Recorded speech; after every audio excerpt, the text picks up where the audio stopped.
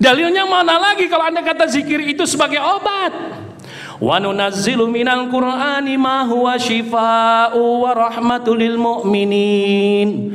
Dan telah kami turunkan Al-Qur'an sebagai obat. Al-Qur'an terangkum di dalam 30 juz. Benar enggak, Pak? Satu Al-Quran 30 juz itu terangkum di dalam suratul Fatih. Makanya disebut Ummul Qur. Induknya, ibunya Al-Quran. Al-Fatihah yang 7 ayat terangkum dalam Bismillahirrahmanirrahim, dengan menyebut nama Allah yang Maha Pengasih lagi Maha Penyayang. Ba titik satunya itulah obat. Bergembira bagi mereka yang diuji oleh Allah, mereka sabar. Yang mana yang bisa sabar menghadapi ujian Allah yang mengatakan inna lillahi wa inna ilaihi, yang mengatakan ya Allah kami milik Engkau, hanya Engkau yang aku tuju, hanya Engkau yang aku ingat, hanya Engkau yang aku sandarkan, hanya Engkau yang aku cintai, hanya Engkau yang aku minta, hanya Engkau yang tempat keluh kesahku dan tempat kembaliku. Inna lillahi, sesungguhnya kami milik Allah dan akan kembali kepada Allah, yang mana hatinya bolak-balik dalam ikatan zikir khafi, ta'aluk zahir dan batinnya ada di dalam hudurul qalbi ilallah. Hatinya selalu hadir kepada Allah. Itulah yang disebut sobar. Jadi sobar apa Bapak Ibu? Yang hatinya selalu bolak-balik kepada Allah. Kata siapa? Kata Allah di dalam Al-Qur'an. Ayo coba terjemahkan. Sesungguhnya kami milik Allah dan akan kembali kepada milik Allah dan kembali kepada Allah. Kalau kita sudah milik Allah, pastinya harus mengingat Allah, dan kembalinya diri kita harus kepada Allah. Itu zikir khafi bukan Pak? Zikir khafi bukan Bu? Itulah yang disebut obat.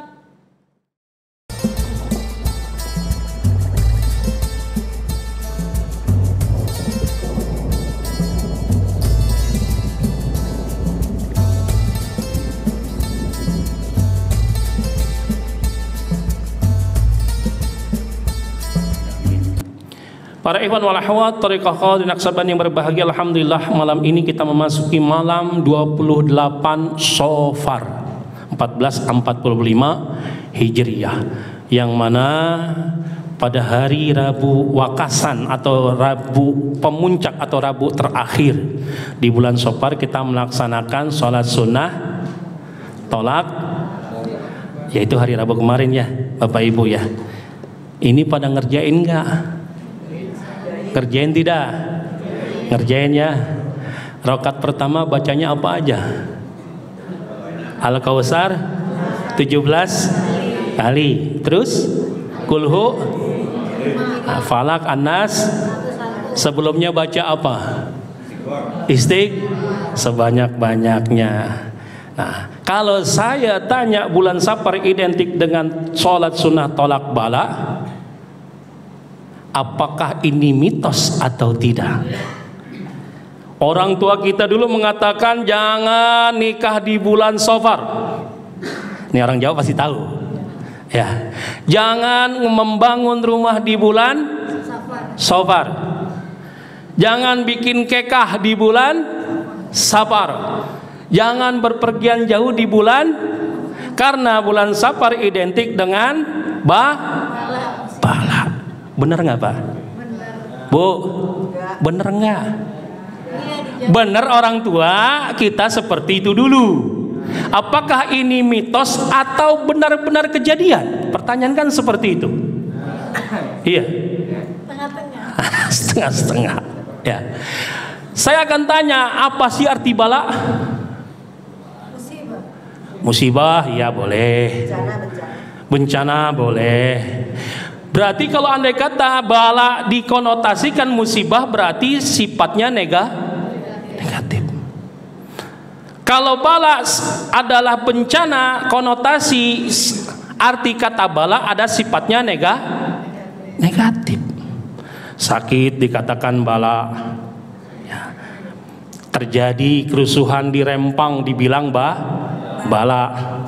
Terjadi kebakaran di Hawaii dibilang bala. Terjadi lagi gempa bumi di Maroko di bulan Safar dibilang bala. Kata orang Sunda, ulah ngabala. Ya. Berarti konotasi bala bisa dikatakan negatif. Bala menurut Kamus Bahasa Indonesia artinya adalah ujian, cobaan, musibah. Ya.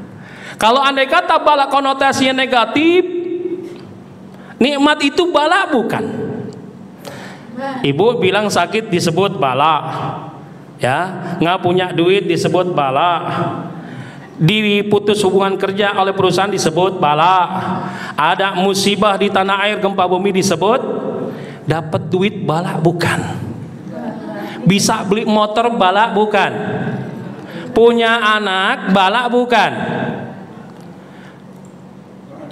Jawab. Ya, ini kita harus tahu semuanya. Jadi bala itu adalah ujian, cobaan, musibah dalam Kamus Besar Bahasa Indonesia.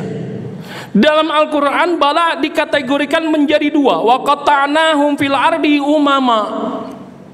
Ya. Minhumus salihun wa minhum duna dzalik. Wa balawnahum bil hasanati was sayyiati la'allahum yarji'un. Kata Allah, kami telah pecahkan di muka bumi ini dua golongan. Kata Allah, minhumus salihun, golongan pertama adalah orang-orang yang saleh. Wa minhum duna dzalik, dan yang keduanya adalah kebalikan dari lawan berarti kufur atau taleh. Jadi dua golongan saleh dan orang-orang ghairus saleh diuji oleh Allah. Wa balawnahum, dan mereka aku uji dengan berbagai ujian dan cobaan. Bil hasanati was sayyi'ah, cobaan yang berbentuk kebaikan, diberi umur panjang itu uji, dikasih putra itu uji, diberikan harta berlimpah itu uji. Jadi ujian yang bersifat hasanat, kebaikan. Diberikan kepintaran pun ujian. Diberikan istiqomah di dalam ibadah itu pun ujian. Wa minhum, dan tidak hanya ujian-ujian yang sifatnya bentuknya kebaikan, tapi Allah berikan ujian-ujian yang sifatnya keburukan. Gempa bumi, tanah longsor, ya, anak pakai narkoba, ya, harta dirampok, dikasih sakit, perusahaan pailit. Apapun yang sifatnya bala yang berbentuk keburukan dan kebaikan, itu adalah dua bala yang Allah berikan kepada manusia. Ya, jadi bala itu ada dua. Banyak tidak orang-orang Nasrani, orang-orang Chinese, orang-orang non-Islam diberikan kekayaan berlimpah? Banyak tidak? Banyak tidak orang-orang yang dikasih umur panjang dan menjabat sebagai penguasa juga panjang umurnya, jabatannya juga Fir'aun, ya, dikasih semua itu ujian, baik yang orang-orang soleh maupun yang tidak soleh. Bala yang berbentuk kebaikan, bala yang berbentuk keburukan. Bala yang nikmat seperti sehat, sakit pun juga kaya itu bala, miskin juga bala punya anak soleh, tidak soleh itu pun bala, ujian buat kita. Agar apa? Dengan itu Allah menguji la'allahum yarji'un, agar mereka dapat kembali kepadaku, agar mereka dapat kembali untuk beramal soleh. Jadi tidak dikatakan ini Safar itu adalah bulan bala. Bulan itu semuanya baik. Karena ada asal muasal kenapa bulan Safar itu dikatakan bulan bala, bahwasanya para penduduk bangsa Arab itu sebelum datangnya Rasulullah SAW sudah membuat satu mitos seperti itu. Bahkan di bulan Safar itu tidak identik dengan bala, tapi memang ada satu hari, di hari Rabiul Wakasan, dalam kitab Ghaniyah li Tariqil Haq, bahwa Allah turunkan pada hari itu 320.000 bala. Apakah di bulan tersebut baginda Rasulullah mengadakan kegiatan-kegiatan yang sifatnya menikah atau apapun bentuknya? Ternyata pada bulan itu di dalam satu kitab diterangkan oleh Habib Abu Bakar Al-Adani bahwasanya Rasulullah SAW di bulan Safar menikah dengan Siti Khadijah. Dan pada bulan tersebut baginda Rasulullah SAW menikahkan anaknya, putrinya yang bernama Siti Fatimah dengan Sayyidina Ali. Ya, jadi semua bulan itu baik. Ma asabakum min musibatin illa biidznillah. Segala sesuatu yang terjadi, baik musibah, baik ujian, apapun bentuknya, atas izin Allah. Jadi nggak harus di bulan Safar. Adapun kita melaksanakan sholat sunnah lidafil bala, tabarruk kepada guru mursyid, karena guru mursyid bertabaruk kepada para pendahulunya sampai Tuan Syekh Abdul Qadir. Ya, Safar ada yang mengatakan dan mengartikan bahwasanya Safar berarti berwarna kuning. Boleh-boleh saja. Ada yang mengatakan Safar adalah kosong. Benar, pada saat bulan Safar seluruh bangsa Arab keluar dari rumahnya untuk berperang, karena di bulan sebelumnya Dzulqa'dah, Dzulhijjah, Muharram ada larangan perintah perang.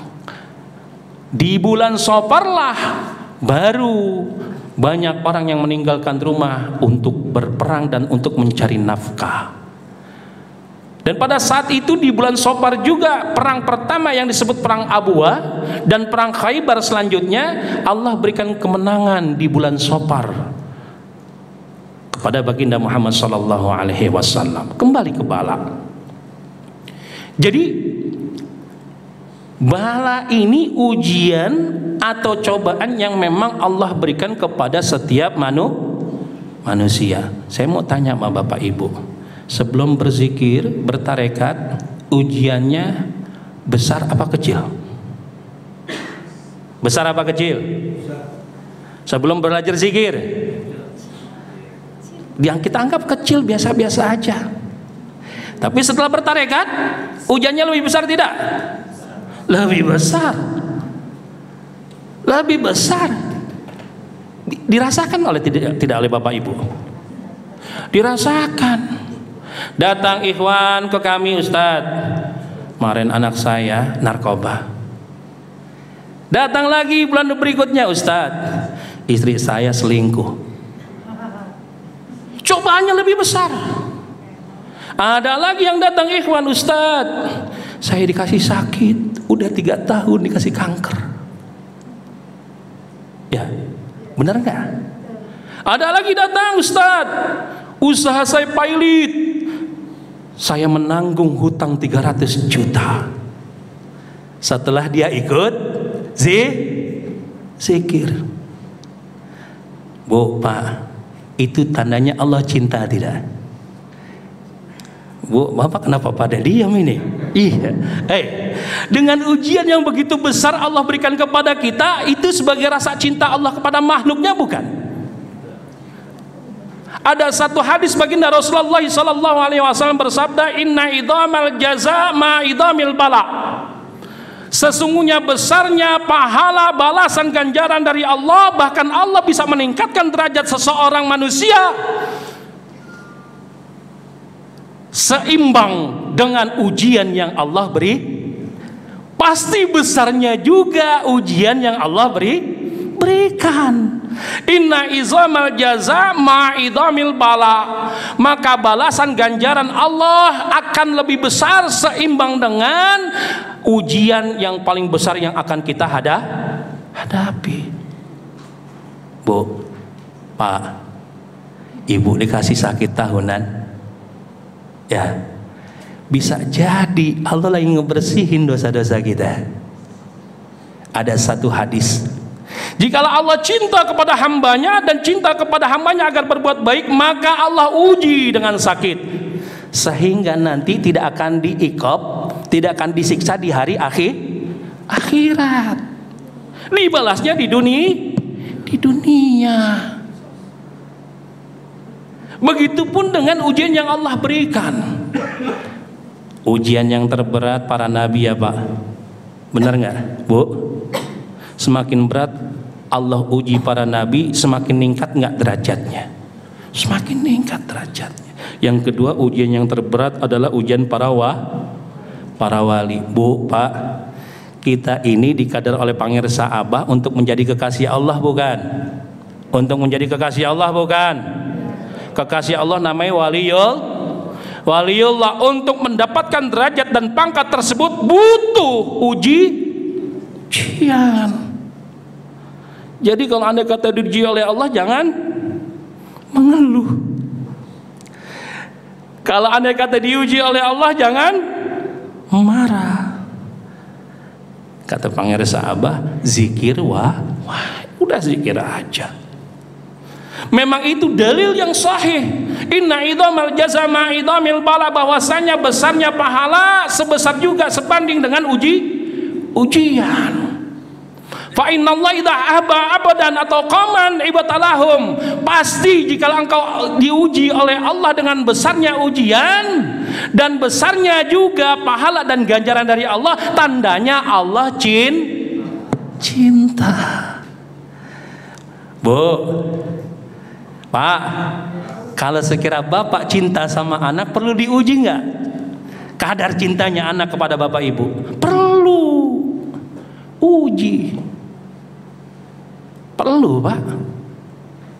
Perlu tidak, Bu? Perlu. Tega tidak tega, nggak apa-apa. Tandanya kita cinta. Lagi enak-enak tidur tuh anak, kita bangunin. Ujian enak gak tuh anak? Bangunin, Pak. Punya anak umur 5 tahun, waktu subuh angkat. Kalau dibangunin, anak bangun nggak bangun, angkat, taruh di depan keran. Nggak mau nguduin sama bapaknya. Ya, habis nguduk kita udahin, taruh di suruh sholat. Nggak apa-apa yang kita takbir Allahu Akbar, dia ngangkat tangannya. Kalau andai kata si anak ini mau mengikuti perintah kita, berarti anak itu taat, cinta kepada orang tua. Butuh ujian. Ada satu ikhwan yang diuji oleh Allah. Dia itu dulu pemakai narkoba. Dia ikut tarekat tahun 2020. 2024 dia anfal, masuk rumah sakit, diambil darahnya, masuk lab, laboratorium, dinyatakan dia terkena virus HIV. Diuji oleh Allah. Datang ke satu kiai, saya tidak sebutkan kiainya. Apa? Ayo, biar rohanianya kuat, diajak ziarah silaturahim ke pangirsa Abah, semakin kuat lagi mentalnya. Padahal pada saat itu dia itu ngedon, ngedrop, bahkan mau bunuh diri. Padahal sudah ikhwan. Akhirnya kita dekati, kita ajak Suralaya, kita ajak Manaqib, timbul semangatnya. Sama dokter sudah diponis 3 bulan lagi hidup kamu. Tahun 2000 sampai tahun 2003 ini, pada saat ini tanggal segini dia masih hidup. Yang menjadi dia sehat, yang menjadi dia kuat, yang menjadi dia semangat untuk ibadah, itulah kunci obat untuk semua obat. Dan obat yang paling utama adalah zikir. Semua dokter memvonis kalau dia itu meninggal lagi paling lama 6 bulan. Datang ke Darmais, dokter Darmais mengatakan 6 bulan. Datang ke rumah sakit Islam, berobat rumah sakit Islam, dokter rumah sakit Islam mengatakan dia 3 bulan. Bahkan jangan menikah, kalau andai kata menikah istrinya akan terkena virus HIV dan anaknya akan tertular. Tahun 2006 dia nikah, punya anak 2. Setelah dicek tahun 2009 anaknya negatif, dua-duanya, istrinya negatif. Sampai saat ini dia berobat, ngambil obatnya itu gratis, ditanggung biaya. Dokter spesialis yang bernama Profesor Dr. Bambang mengatakan, kalau tidak salah namanya, kamu bisa sembuh. Siapa yang menyembuhkan? La'allahum semua aku uji agar kamu kembali kepadaku, kata Allah. Wala nabluwannakum bi syai'in minal khaufi wal ju'i wa naqsin minal amwali wal anfusi was samarat wa bassiris sabirin alladzina idza asabathum musibah qalu inna lillahi wa inna ilaihi rajiun. Ulaika alaihim shalawatu mir rabbihim wa rahmah wa ulaika humul muhtadun. Yang artinya dalam surah Al-Baqarah, semua makhluk manusia akan aku uji oleh Allah. Walanda balwanakum bisyai'in, semua akan aku uji dengan berbagai ujian. Minal khauf, dari rasa takut menghadapi kehidupan. Wa naqsi minal amwali wal anfusi was samarat, akan berkurangnya buah-buahan, berkurangnya harta, ketakutan akan tidak mendapatkan harta. Bahkan takut menghadapi kehidupan, akan menemukan kematian. Wa basyyiris sabirin, bagi mereka yang diuji oleh Allah, bergembira, harus bergembira, karena hanya orang-orang yang sabar yang bisa bergembira terhadap ujian. Diuji oleh Allah dia sabar, diuji sakit dia sabar, diuji kekurangan harta dia sabar, diuji anak narkoba dia juga sabar, diuji lagi dengan misalnya orang tua juga menjadi satu ujian buat kita sabar, karena harta kita, anak kita adalah ujian. Innama amwalakum wa auladukum fitnah. Sesungguhnya hartamu, anakmu, keluargamu adalah ujian buat kamu. Bergembira bagi mereka yang diuji oleh Allah, mereka sabar. Yang mana yang bisa sabar menghadapi ujian Allah, yang mengatakan inna lillahi wa inna ilaihi, yang mengatakan ya Allah kami milik Engkau, hanya Engkau yang aku tuju, hanya Engkau yang aku ingat, hanya Engkau yang aku sandarkan, hanya Engkau yang aku cintai, hanya Engkau yang aku minta, hanya Engkau yang tempat keluh kesahku dan tempat kembaliku. Inna lillahi, sesungguhnya kami milik Allah dan akan kembali kepada Allah. Yang mana hatinya bolak-balik dalam ikatan zikir khafi, ta'aluk zahir dan batinnya ada di dalam hudurul qalbi ilallah. Hatinya selalu hadir kepada Allah.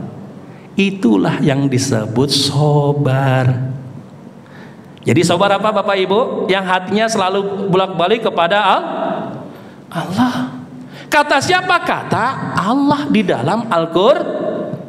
Ayo coba terjemahkan, sesungguhnya kami milik Allah dan akan kembali kepada milik Allah dan kembali kepada Allah. Kalau kita sudah milik Allah, pastinya harus mengingat Allah dan kembalinya diri kita harus kepada Allah. Itu zikir hobi bukan Pak? Zikir hobi bukan Bu? Itulah yang disebut obat. Bahwasanya di bulan Safar Allah akan turunkan bala. Banyak orang terkena penyakit, sembuh-sembuhnya minum makan rumput madrasah Tuan Syekh Abdul Qadir dan air madrasah silo. Kalau belum terbuka siloka. Jadi yang disebut rumput itu harum tapi nyumput. Apa itu? La ilaha illallah. Dan air madrasah yaitu zikir hofi. La'alla wistaqamu ala tariqatin la askainahum ma'an ghadaqa. Jikalau engkau istiqamah terhadap jalanku yang lurus, yang mana hati, jiwa, ragamu mengembalikan semua urusan kepadaku, artinya adalah ingatanmu hanya untukku, menghadirkan aku, kata Allah, la askainakum ma'an ghadaqa, dan aku akan berikan air yang terpancur terus, tidak akan habis dan berhenti-berhenti. Maksudnya apa? Allah turunkan rahmat. Dalilnya mana lagi kalau Anda kata zikir itu sebagai obat? Wa nunazzilu minal Qur'ani ma huwa syifaa'u wa rahmatul lil mu'minin. Dan telah kami turunkan Al-Qur'an sebagai obat. Al-Qur'an terangkum di dalam 30 juz. Benar nggak Pak? Satu Al-Quran 30 juz itu terangkum di dalam suratul Fatih. Makanya disebut Ummul Qur. Induknya, ibunya Al-Quran. Al-Fatihah yang 7 ayat terangkum dalam Bismillahirrahmanirrahim, dengan menyebut nama Allah yang maha pengasih lagi maha penyayang. Bak titik satunya itulah obat. Bak titik satu kan berarti bak titik satu Bismillahirrahmanirrahim. Harfu jar artinya bersama atau dengan. Dengan menyebut nama Allah. Kalau dengan itu bersama tidak Pak? Sama. Saya duduk dengan Mas A, berarti saya duduk bersama Mas Agung. Kalau sudah bersama dan dengan Allah, berarti Allahnya tidak kemana-mana. Allahnya tetap bako, wujud, kidam, bako, kekal. Allahnya tetap bako, kekal. Mengekalkan Allah dalam kolbu tanpa ditalqinu zikir oleh mursyid kamil mukamil tidak akan bisa Bapak Ibu. Karena itu bukan tanaman dia biasa. Harus ditalkin oleh mursyid yang kamil mukamil. Yang ruhaninya sudah disempurnakan Allah Subhanahu wa ta'ala dan diberikan hak oleh Allah untuk menanamkan kalimat itu, sehingga yang ditanam akan dibawa oleh guru untuk usul kepada Allah. Sehingga pada saat Bapak Ibu diuji oleh Allah dengan berbagai ujian kenikmatan maupun ujian yang di luar nikmat, baik ujian yang baik maupun yang buruk, istiqamah di dalam mengingat Allah. Inilah sabar. Karena as-sabru mailul qalbi ila ruhil qudusiyah, kecenderungan hati kepada ruhil qudusiyah, kepada Allah yang maha suci. Jadi kalau andai kata hati cenderung kepada mengingat Allah dengan zikir khafi, itulah sabar. Kata surat Al-Baqarah yang ayatnya berbunyi wabasyiris sabirin alladzina idza asabatum musibah qalu inna lillahi wa inna ilaihi rajiun. Kalau sudah bisa mengembalikan semua masalah kepada yang maha memiliki masalah, kalau andai kata sudah bisa mengembalikan bala kepada yang menciptakan bala, ulaika alaihim salawatum mir rabbihim wa rahmah wa ulaika humul muhtadun.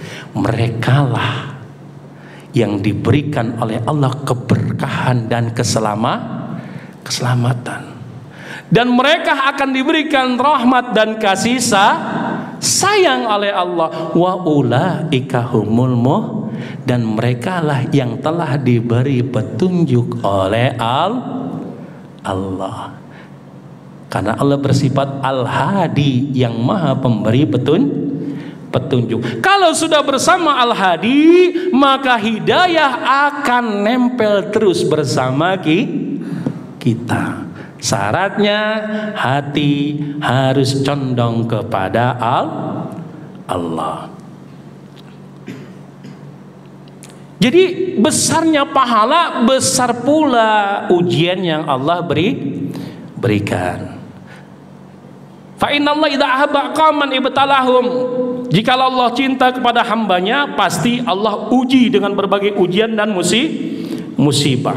Naik tidak kelasnya nih, misalnya si A naik tidak ya kelasnya nih, yang tadi kelasnya SMP naik ke SMA, dari SMA naik perguruan tinggi, eselon 1 naik eselon 2, ada ujian nggak Pak? Bapak mau naik kelas ada ujian nggak kira-kira? Kita sekolah juga ada ya, mau naik kelas, mau naik derajat, mau naik maqamat, perlu diuji oleh Allah Subhanahu wa Ta'ala. Kawan saya yang diuji dengan sakit tersebut karena ujiannya berat, apa? Rasanya kuat. Dia itu punya rasanya kuat.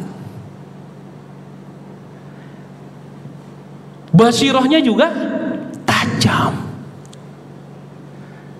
Jangan dikira ujian semakin berat itu tidak meningkatkan darajat dan maqamat. Ya, harus diuji itu. Karena tadi Allah kan kepengen, seberapa besar sih kadar cintanya kepadaku, kata Allah. Semakin banyak diuji, semakin banyak dia mengingat. Semakin dia banyak mengingat, semakin jelas cinta dan hubungan dia kepada Allah. Karena alamatu hubbillah hubbu zikrillah wa alamatu bu'dillah bu'du zikrillah. Tanda-tanda orang yang cinta kepada Allah, cinta dan banyak menyebut, menghadirkan Allah di dalam kalbunya. Tanda-tanda orang yang dibenci oleh Allah, dia diuji, dia lupa kepada Allah, bahkan ujiannya bisa menjebloskan dia ke dalam api neraka. Dikasih ujian harta yang berlimpah, akhirnya dia lupa ibadah, malas zikir, malas datang ke manakib, tidak mau khataman, akhirnya jauh dari Allah, seperti salah apa. Bisa jadi rezeki yang berlimpah itu istidraj. Kalau mungkin Bapak Ibu tahulah istidraj ya, diberikan kelebihan oleh Allah, tapi dia semakin jauh dari Allah. Ini namanya istidraj. Bahkan nanti semakin dia berkuasa, semakin dirinya mengaku Tuhan. Seperti Fir'aun. Ya. Para ikhwan wal akhwat thariqah qadrin yang berbahagia, dilanjutkan dalam hadis itu. Faman radiya falahur ridha, faman sakhita falahus sukht. Kalau dia yang aku uji, manusia-manusia yang aku cintai, aku uji dengan berbagai ujian yang berat, kalau dia ridha dengan ketentuanku, maka aku pun akan ridha. Bahkan kita dinaikkan derajat dan maqamat oleh Allah. Tapi kalau dia tidak ridha, kalau dia marah, dia benci, dia emosi, dia menjelek-jelekan aku, kata Allah, bahkan berburuk sangka kepadaku, falahu sukhtu, dan aku pun akan murka kepadanya. Ya. Jadi ya ridho aja. Bapak Ibu ngedumel, Bapak Ibu berpikiran negatif kepada Allah, tetap aja Bapak Ibu diuji. Ya mendingan kita ridho Pak. dikasih ujian sakit, menerima dengan lapang dada, semakin bersabar, semakin banyak mendekat kepada Allah, ya, semakin banyak memuji nama Allah. Dikasih kenikmatan itu pun ujian, semakin diberikan kenikmatan semakin pandai bersyukur, karena arti syukur hakikatnya juga menghadirkan hati kepada Allah. Idza dzakartani syakartani wa idza nasaitani kafar tani. Tanda-tanda orang yang bersyukur, dia banyak memuji namaku. Tanda-tanda orang yang bersyukur, dia banyak berzikir kepadaku. Tanda-tanda orang yang kufur, tanda-tanda orang yang durhaka dan dilaknat oleh Allah, dia tidak mau menyebut namaku, kata Allah. Itu hadis qudsi. Jadi syukur, sabar, tawakal, ridha, ikhlas, mailul qalbi ila ruhil qudusiyah, condongnya hati berzikir kepada Allah, banyak memuji Allah yang maha suci. Mudah-mudahan dengan khidmat ilmiah yang sedikit ini dapat menambah wawasan, dan mudah-mudahan kita bisa meningkatkan ibadah kita kepada Allah Subhanahu wa taala. Jika Allah uji kita dengan berbagai ujian, mudah-mudahan Allah mampukan kita untuk menghadirkan namanya di dalam kalbu kita, tandanya kita sabar kepada Allah. Jikalau diberikan kenikmatan yang berlimpah oleh Allah, umur yang panjang, rezeki berlimpah, anak soleh soleha, istri yang solehah, dan juga diberikan kesuksesan dalam usaha, semakin kita banyak syukur kepada Allah, banyak memuji nama Allah, berzikir kepada Allah dengan zikir hobi sebanyak-banyaknya.